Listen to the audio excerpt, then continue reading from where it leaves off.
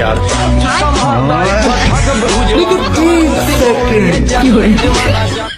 দাঁড়া দাঁড়া দাঁড়া দাঁড়া, পরের কাছে ডাব খাওয়ার আগে মনোজার টাকা শেষ করলি। আমি আল্লাহুম্মা আমিন।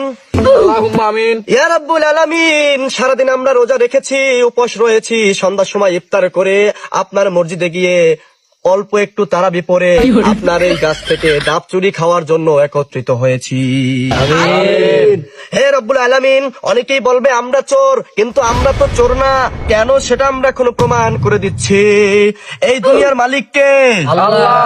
গোটা পৃথিবীর মালিক যদি আল্লাহ হয়, এই ডাব গাছের মালিক কে? আল্লাহ। হে মহান রব্বুল আলামিন, আমরা কারো গাছের ডাব খাই নাই, আমি আপনার গাছের ডাব খাইছি। আপনার কাছে শুকরিয়া তান আদায় করে সকলে বলি আলহামদুলিল্লাহ। আলহামদুলিল্লাহ।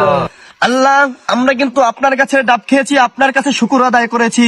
তারপরও এলাকার কিছু মুরব্বীরা, কিছু মানুষ আমাদেরকে নিয়ে সমালোচনা করবে, আমাদেরকে চোর বলবে। তাদের বিচার আল্লাহ আপনি কাল কিয়ামতের দিন হাসরের ময়দানে আমাদের সামনে করবে। আমিন। আল্লাহ, আমাদের এই ডাব খাওয়ার এই মোনাজাতকে কবুল ও মঞ্জুর করে নিন।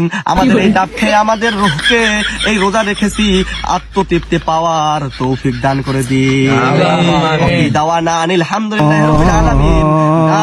সবার জন্য উৎসর্গ করা হোক। আমিন।